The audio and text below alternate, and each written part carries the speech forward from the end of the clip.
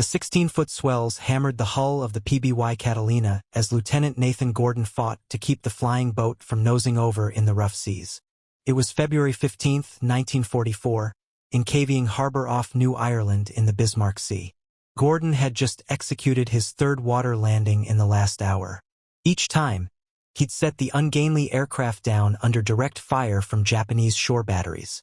Each time, he'd pulled men from the water while bullets and shells churned the ocean around him. Each time, he'd somehow managed to get the overloaded plane airborne again despite waves, wind, and enemy fire.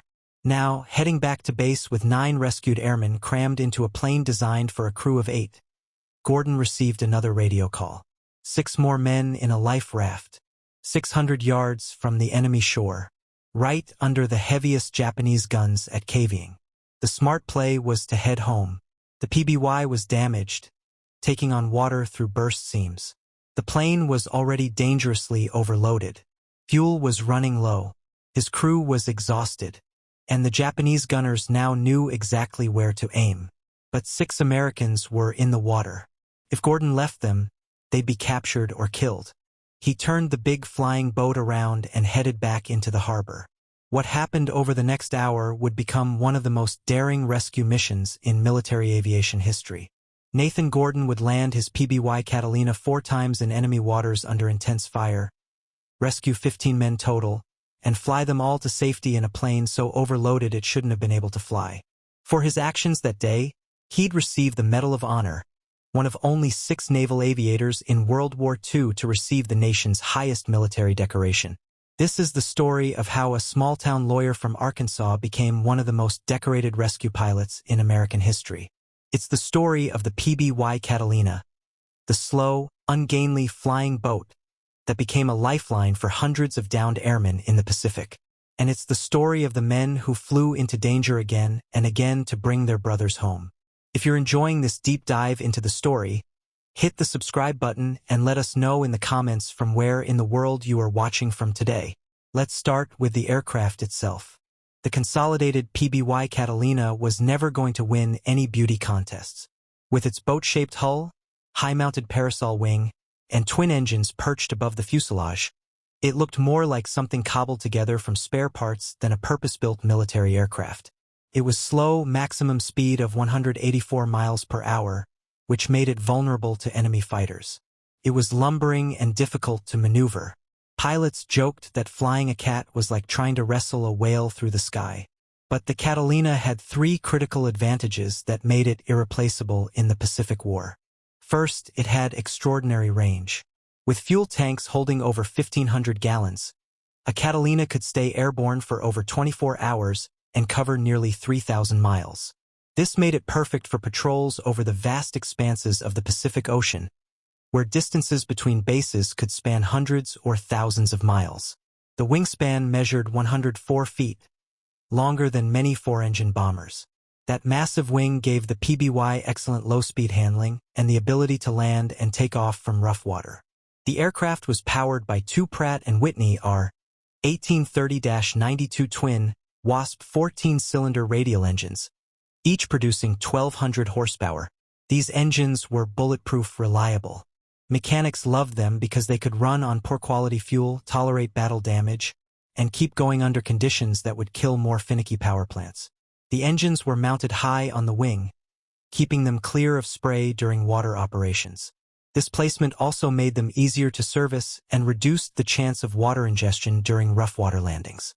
The PBY's cruise speed was only about 120 miles per hour, which meant patrol missions lasted many hours.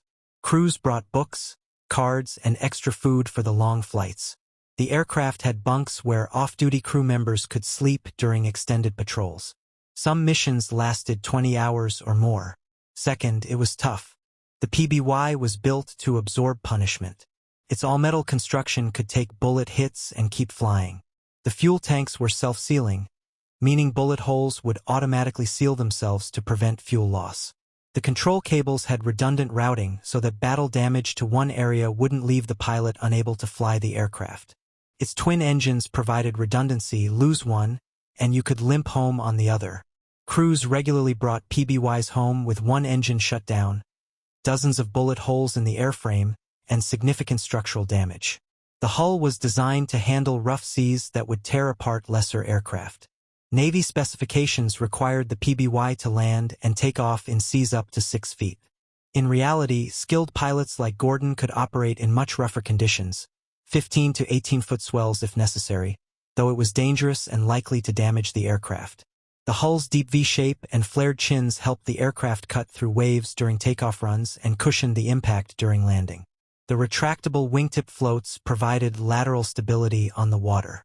When extended, they prevented the wingtips from dipping into the water during taxiing or rough water operations.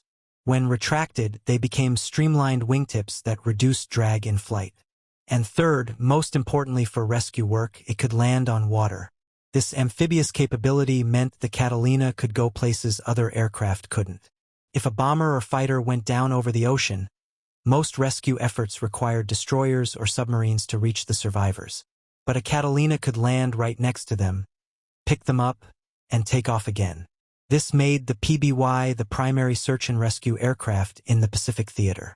The later PBY 5A model added retractable landing gear, allowing the aircraft to operate from land bases as well as water. This increased operational flexibility, though most rescue work still involved water landings. The PBY carried a crew of 8 in its standard configuration: pilot, co-pilot, flight engineer who also manned the top turret, bow turret gunner, radio man, navigator, and 2 waist gunners. During rescue missions, the waist gunners would put aside their weapons and help pull survivors from the water. The bow turret gunner often served as a spotter during landing approaches. On rescue missions, the crew could cram additional people into the aircraft far beyond its designed capacity. The PBY had large hatches and doors that made it easy to bring injured men aboard. The interior was relatively spacious compared to other aircraft, with enough room to lay wounded men on the deck for first aid during the flight back to base. The Navy nicknamed these rescue missions Dumbo flights, after the flying elephant from the Disney movie. The name fit. Just like Dumbo, the PBY looked ungainly and awkward. But when it mattered, it could do things no other aircraft could. Nathan Gordon had been flying Catalinas for nearly 3 years by February 1944. Born in Morrilton, Arkansas, in September 1916, Gordon graduated from law school at the University of Arkansas in 1939 and practiced law for 2 years before joining the Navy in May 1941, 7 months before Pearl Harbor. After earning his wings as a naval aviator, Gordon was assigned to Patrol Squadron 34, the Black Cats. The squadron got its nickname from its distinctive paint scheme. The PBYs were painted flat black to make them invisible during night operations. The squadron insignia showed a black cat with bared fangs clamping down on a Japanese ship. The Black Cats specialized in night attacks on Japanese shipping and bases. They'd fly low over the water in complete darkness, using the element of surprise to drop bombs or torpedoes on enemy vessels. It was dangerous work. Japanese anti-aircraft fire was deadly, and if you were caught in searchlights, fighters would scramble to shoot you down. But the Black Cats were good at it. By early 1944, they'd sunk dozens of Japanese ships and destroyed countless tons of supplies. Gordon flew patrol and attack missions in the Caribbean early in the war, then transferred to the Pacific in mid-1943. By February 1944, he was based at Samurai Advanced Seaplane Base in Milne Bay, New Guinea, at the extreme eastern tip of the island. He was 27 years old, a lieutenant junior grade, and the pilot in command of a PBY-5 Catalina with bureau number 08139. Gordon had christened his aircraft the Arkansas Traveler, a reference to his home state and the traditional folk song. The crew consisted of 8 men total. Gordon as pilot, a co-pilot, flight engineer/top turret gunner, radio man, navigator, bow turret gunner, and 2 waist gunners. They'd flown dozens of missions together. They trusted each other with their lives. On the morning of February 15, 1944, Gordon and his crew received their assignment for the day: Dumbo duty. Air-sea rescue standby. The U.S. 5th Air Force was planning a major strike against Kavieng, a heavily fortified Japanese port on the northern tip of New Ireland Island. Kavieng Harbor was a major Japanese base with dozens of anti-aircraft batteries, fighter aircraft, and thousands of troops. Intelligence estimated more than 250 anti-aircraft guns defending the harbor. American planners knew they'd take losses. That's why Arkansas Traveler would be on station nearby, ready to rescue any crews that went down. The strike force consisted of 4 squadrons of Douglas A-20 Havoc light bombers from the 3rd Bombardment Group, attacking Japanese shipping in the harbor at low altitude, and 7 squadrons of North American B-25 Mitchell medium bombers from the 38th and 345th Bombardment Groups, hitting facilities along the waterfront. The attack would be a low-level strafing and bombing run, extremely dangerous, requiring the bombers to fly directly through the concentrated anti-aircraft fire protecting Kavieng. Gordon took off from Samurai at dawn and flew to a rendezvous point near WWII Island, approximately 200 miles southwest of Kavieng. 4 Republic P-47 Thunderbolt fighters from the 348th Fighter Group joined them as escorts. The P-47s would provide protection if Japanese fighters showed up, and they'd help suppress ground fire during any rescue attempts. The Thunderbolts orbited overhead while Gordon flew slow circles over the ocean, listening to the radio chatter as the strike force hit Kavieng. It wasn't long before the calls started coming in. The Japanese anti-aircraft fire was even heavier than expected. Multiple aircraft were hit. Crews were going down. At around 1100 hours, Gordon received his first call. An A-20 Havoc had been shot down and crashed about 35 miles southwest of Kavieng. 2 men aboard, pilot First Lieutenant William T. Pearson and Gunner Master Sergeant Donald N. Gamage. Their status was unknown. Gordon immediately turned Arkansas Traveler toward the crash site, with the 4 P-47s forming up around him for protection. The flight to the crash site took about 20 minutes. As they approached, Gordon could see debris floating on the surface, but he couldn't tell if anyone was alive. The seas were rough, swells running 15 to 18 feet high. Landing a PBY in those conditions was dangerous even in calm waters with no enemy around. Here, they'd be exposed and vulnerable. But if there was any chance someone survived, Gordon had to check. He brought the Catalina down low, circling the debris field. Still no sign of survivors. He'd have to land to be sure. Gordon set up his approach, fighting the controls as wind gusts buffeted the big flying boat. He cut power at the last moment and stalled the PBY onto the water between the massive swells. The impact was brutal. The hull slammed into a wave with enough force to pop rivets and split seams in the aircraft's bottom. Water began pouring in. Crew members scrambled to plug the worst leaks, jamming broken-off pencils into popped rivet holes and bailing with buckets. Meanwhile, other crew members searched the debris for survivors. They found pieces of the A-20, shattered plexiglass, torn aluminum, bits of equipment. But no bodies, no parachutes, no life rafts. Pearson and Gamage hadn't survived the crash. Gordon faced a decision. His plane was damaged and taking on water. The smart move was to take off immediately and head back to base for repairs. But he was still the designated rescue aircraft for the Kavieng strike. If other crews went down and he wasn't there, men would die. He decided to stay on station. Getting airborne from the rough seas proved nearly as difficult as landing. The damaged Catalina was heavy with water. The swells threatened to flip the aircraft nose first into the ocean with every wave. Gordon had to time his takeoff run perfectly, hitting full throttle just as the PBY crested a wave, giving him a few precious seconds of relatively flat water before the next swell hit. The big engines roared. The propellers clawed at the air. The hull bounced and skipped across the wave tops. Finally, after what seemed like an eternity, Arkansas Traveler clawed its way into the air. Back on station, the crew went to work with the buckets and hand pumps, fighting to control the flooding from the burst seams and popped rivets. They'd bought themselves some time, but the aircraft was still damaged. Any more water landings would only make it worse. It didn't matter. Within minutes, another call came in. 2 B-25 Mitchell bombers had been hit by anti-aircraft fire over Kavieng and crash-landed in the water. 9 men total in life rafts, roughly 10 miles from the harbor. Both crews were alive but under sporadic fire from shore batteries that could see them.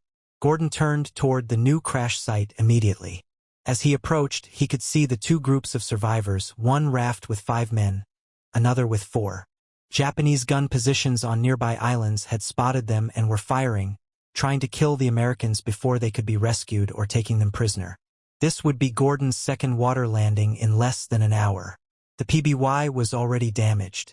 The seas were still rough, and now Japanese gunners were actively shooting at the area. The P-47 escorts dove to strafe the gun positions, trying to suppress the fire.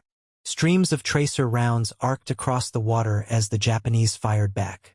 Gordon brought the Catalina down between the swells, engines roaring, the damaged hull groaning under the stress.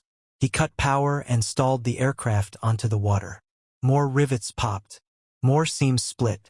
Water poured in faster now. But the crew had practiced this. Some men grabbed the hand pumps and buckets. Others went to work hauling survivors aboard. The waist gunners threw lines to the men in the rafts. It took precious minutes to pull all 5 men from the first raft into the aircraft. Several were injured, shrapnel wounds, burns, broken bones from the crash. They were laid out in the cargo area while crew members provided first aid. All the while, Japanese shells were landing in the water around them, sending up geysers of spray. Gordon didn't shut down the engines. Keeping them running meant he could take off faster once everyone was aboard. But it also made the aircraft harder to control in the rough water. The co-pilot and flight engineer worked the throttles and controls to keep the PBY from weathercocking into the wind or nosing into a wave. They got the first 5 men aboard. But the second raft with 4 more survivors was several hundred yards away. Gordon had to reposition. He advanced the throttles, using engine power to taxi across the swells toward the second group. Spray from the prop wash mixed with splashes from Japanese shells. The P-47s made another strafing run, their .50 caliber machine guns hammering the shore positions. The tracer fire slackened. Gordon brought Arkansas Traveler alongside the second raft. More lines thrown. More men hauled aboard. These 4 were in better shape than the first group, able to climb in with minimal help. That made 9 rescued airmen now crammed into the aircraft with Gordon's 8-man crew. 17 men total in a plane designed for 8. The Catalina was dangerously overloaded, and Gordon still had to get it airborne from rough seas with a damaged, waterlogged hull. He turned into the wind and pushed the throttles to maximum power. The twin Pratt and Whitney engines screamed. The aircraft wallowed through the swells, gaining speed agonizingly slowly. Spray lashed the windscreen. The hull bounced and shook. Gordon held the yoke back, trying to keep the nose up, praying the PBY wouldn't nose over into a wave and cartwheel across the water. The Catalina hit one swell, went briefly airborne, crashed back down onto the next. Hit another swell, bounced again. Each impact threatened to tear the damaged hull apart. But Gordon kept the power on, kept the nose up, kept fighting. Finally, after a takeoff run that seemed to last forever, Arkansas Traveler staggered into the air. The overloaded aircraft climbed slowly, struggling for altitude. Gordon set a course for base, radioed that he had 9 survivors aboard, and told his crew to start tending to the wounded. He figured his day was done. He'd pushed his luck about as far as it would go. The aircraft was damaged, overloaded, and taking on water faster than the crew could pump it out. Time to head home. But as they turned away from Kavieng, one of the B-25's flying cover spotted something. 2 more life rafts, 6 men. Right at the entrance to Kavieng Harbor, about 600 yards from shore, directly under the heaviest concentration of Japanese guns at the entire base. If you're appreciating the depth of research and storytelling in this episode, please hit that subscribe button and leave a comment about your favorite untold stories from the war. Gordon heard the radio call. 6 more Americans in the water, 600 yards from Japanese guns. He could keep flying. No one would blame him. He'd already rescued 9 men. His aircraft was barely flyable. He was overloaded, damaged, running low on fuel. The crew was exhausted. Trying another landing was insane. But Gordon didn't hesitate. He turned Arkansas Traveler around and headed back into Kavieng Harbor. If you find this story engaging, please take a moment to subscribe and enable notifications. It helps us continue producing in-depth content like this. This time, there was no element of surprise. The Japanese gunners had been tracking the PBY for the past hour. They knew exactly what Gordon was trying to do. They knew exactly where he'd have to land to reach those rafts. And they were ready. Gordon came in low over the water, directly overflying Japanese gun positions to reach the landing area. The P-47s dove ahead of him, strafing everything that moved on shore. Machine gun rounds and anti-aircraft fire filled the air. Tracers crisscrossed overhead. Shells burst in the water. Gordon ignored it all. He set up his approach, compensating for the heavy load and the damaged aircraft's sluggish controls. He chopped power and stalled Arkansas Traveler onto the ocean for the fourth time that day. The impact was even worse than before. The hull, already weakened by 3 previous rough water landings, groaned and flexed. More rivets popped. More seams split. Water gushed in. The crew abandoned the pumps and buckets. There was no point anymore. They focused on getting the last 6 men aboard as fast as possible. Gordon couldn't shut down the engines. The aircraft was too damaged. If he shut down now, they might not restart. And with water flooding in, he needed to take off immediately or the PBY would sink. He positioned the aircraft alongside the first raft using just the engines. 3 men scrambled aboard. Then Gordon taxied to the second raft. 3 more men hauled in. That made 15 rescued airmen now jammed into Arkansas Traveler along with Gordon's crew of 8. 23 men total in an aircraft designed for 8. The Catalina was riding low in the water, the hull nearly awash. And all around them, Japanese gunfire was intensifying. The shore batteries had found their range. Shells were landing close now, some within 50 yards. It was time to go. Gordon turned into the wind one last time. He shoved the throttles to the firewall. The engines howled at maximum power. The propellers clawed at the air. The aircraft began to move. But this takeoff was different. The Catalina was so heavily overloaded, so full of water, that it could barely accelerate. Gordon held the yoke full back, trying to get the nose up. But the aircraft wouldn't rotate. It just plowed through the swells, wallowing like a waterlogged boat. They weren't going to make it. There wasn't enough power. Too much weight. Too much water. The aircraft was going to sink or be blown apart by Japanese shells before Gordon could get it airborne. In that moment, Gordon made a decision that probably saved everyone's lives. He shut down both engines. The sudden silence was startling. With the engines off, the Catalina drifted to a stop, settling deeper in the water. But without the prop wash churning up spray and the engine noise drowning out commands, the crew could work more efficiently. They opened hatches and doors, letting some of the accumulated water drain out. They redistributed weight, moving men and equipment toward the rear of the aircraft to shift the center of gravity. They worked frantically while Japanese shells continued to land around them and the P-47s made pass after pass, trying to suppress the guns. After what felt like an eternity but was probably only 2 or 3 minutes, Gordon restarted the engines. They caught immediately, a small miracle given the abuse they'd endured. Gordon brought them up to full power again. This time, the Catalina was slightly lighter and better balanced. This time, when Gordon pulled back on the yoke, the nose came up. The aircraft began to skip across the wave tops. Faster, faster. 1 swell, 2, 3. On the 4th swell, Arkansas Traveler broke free of the water and climbed into the air. But the danger wasn't over. The aircraft was still dangerously heavy. Gordon couldn't gain much altitude. He was barely 100 feet above the water, well within range of Japanese anti-aircraft guns. And he had to fly almost directly over some of the gun positions to get clear of the harbor. The P-47 escorts positioned themselves between the Catalina and the Japanese guns, drawing fire. Their pilots flew with incredible courage, making strafing runs at minimum altitude to keep the gunners' heads down while Gordon's slow, vulnerable flying boat lumbered to safety. Tracers crisscrossed the sky. Shells burst in the air. The Catalina shuddered as small arms fire punched holes through the wings and fuselage. But nothing hit anything critical. The engines kept running. The controls kept responding. Gordon kept flying. Gradually, painfully slowly, Arkansas Traveler pulled away from Kavieng. The gunfire fell behind. The P-47s formed up alongside, waggling their wings in salute. Gordon set course for base. It would be a long flight home. The PBY was riddled with holes. Water still sloshed in the hull. The crew was exhausted. The rescued airmen needed medical attention. But they were alive. All of them. For landings. For takeoffs. 15 men rescued. All under enemy fire.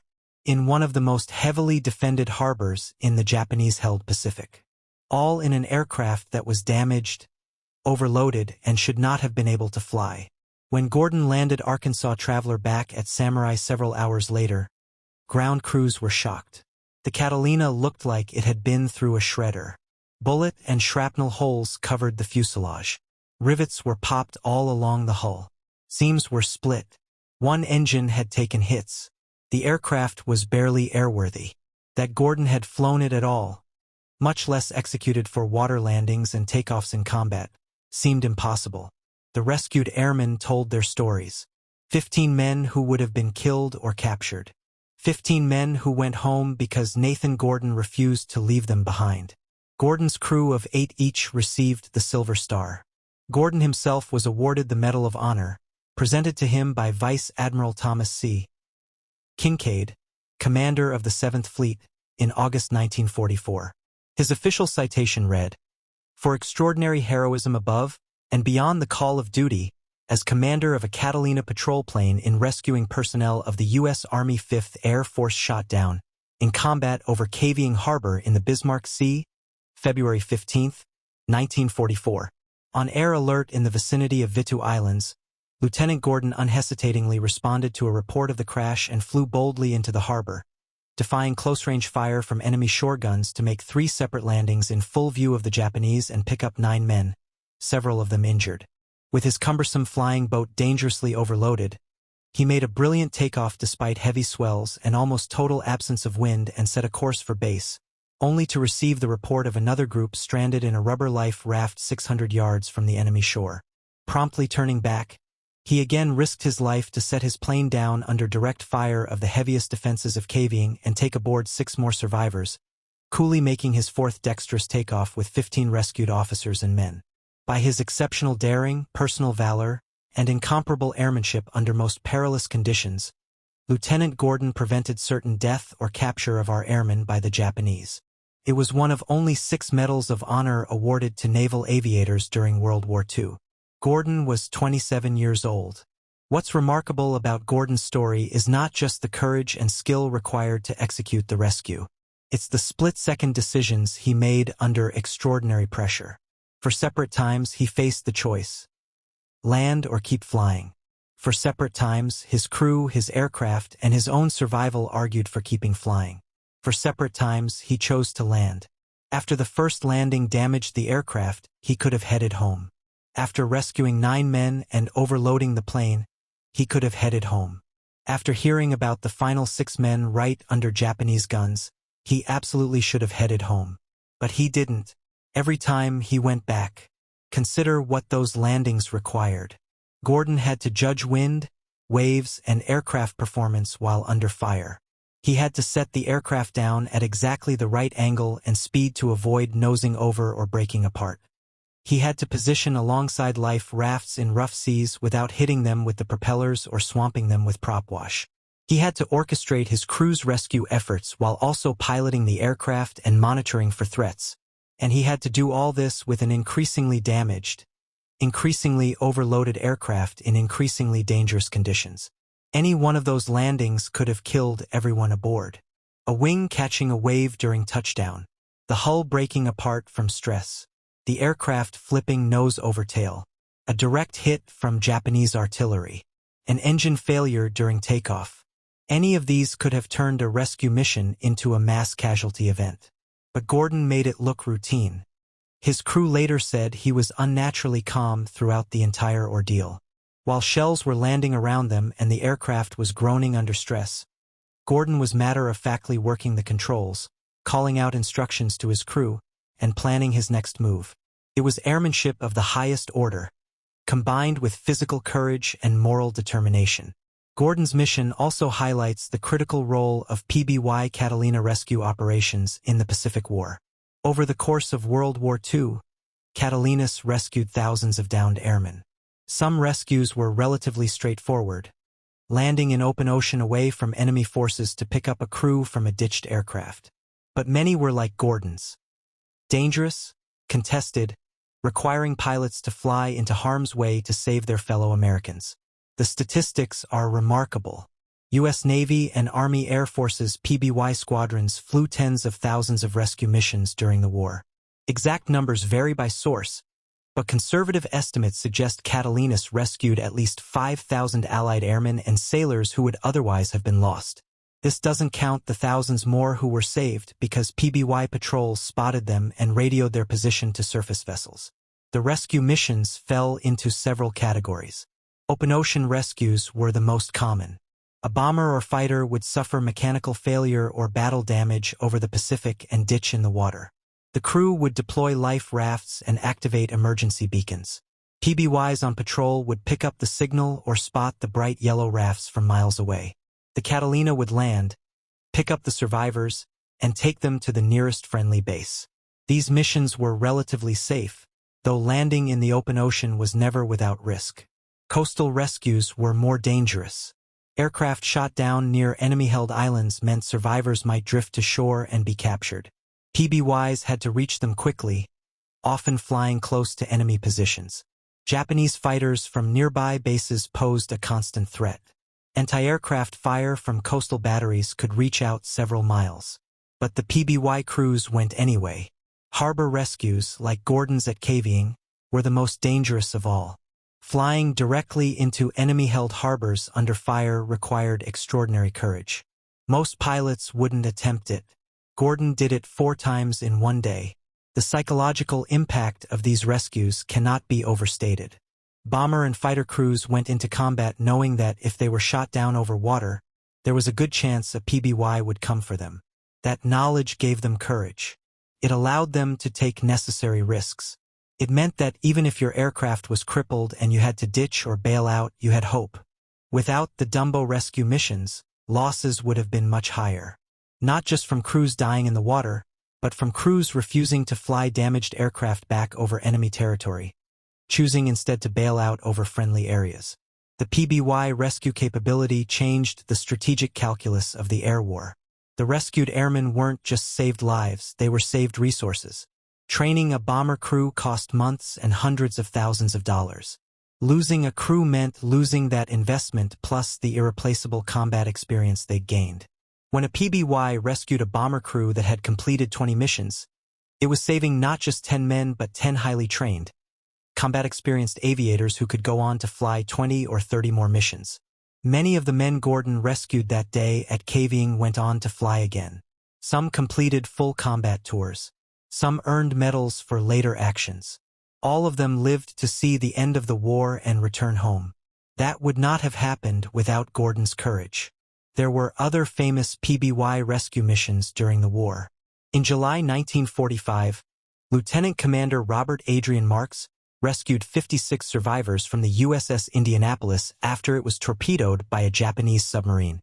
The heavy cruiser sank in 12 minutes, leaving over 900 men in the water. Marks landed his PBY in 12-foot swells and pulled as many men aboard as possible. When the aircraft was too full to fly, he taxied it like a boat, with men tied to the wings until rescue ships arrived. Marks saved dozens of lives that night.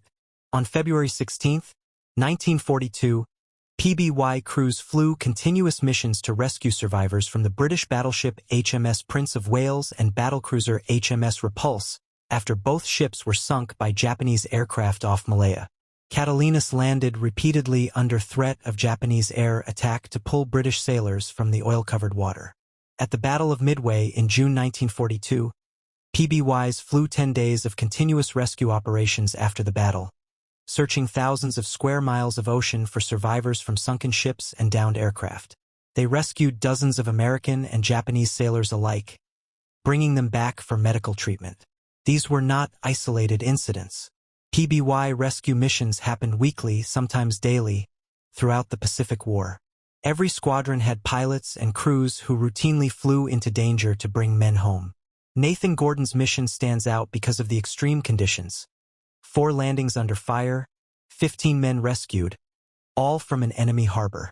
But the spirit of the mission, pilots risking themselves to save their fellow airmen, was shared by hundreds of PBY crews across the Pacific.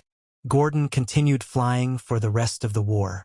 He was promoted to lieutenant and flew numerous additional missions.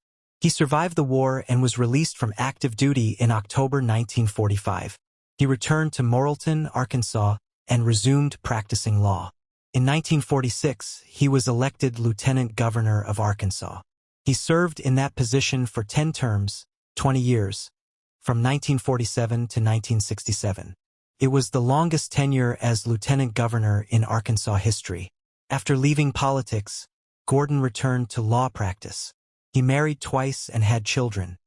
He lived quietly in Morrilton for the rest of his life, rarely speaking publicly about his wartime service. Those who knew him described him as modest, even humble about his Medal of Honor. He saw it not as recognition of his own heroism but as honor for his crew and for all the men who flew rescue missions. Nathan Gordon died on September 8, 2008, at the age of 92. He was buried with full military honors at Elmwood Cemetery in Morrilton. His Medal of Honor, his wings, and other decorations are displayed at the Arkansas State Capitol. The story of his rescue mission on February 15, 1944, remains one of the most extraordinary examples of courage under fire in military aviation history. But Gordon would say he was just doing his job. The real heroes, he always maintained, were the men in the water, the bomber and fighter crews who flew into Kavieng knowing the odds, who kept fighting even after being shot down, who held on in their rafts while Japanese guns tried to kill them. Gordon just happened to be the one flying the rescue plane. Any pilot would have done the same, he'd say. Except that's not quite true. Plenty of pilots would have turned back after the first landing damaged their aircraft, or after rescuing 9 men in an overloaded plane, or when told to fly back into the hornet's nest for 6 more. Gordon didn't turn back. He went in 4 times. He brought all 15 men home. And by doing so, he wrote one of the most inspiring chapters in the history of American military aviation. Thank you for watching. For more detailed historical breakdowns, check out the other videos on your screen now and don't forget to subscribe.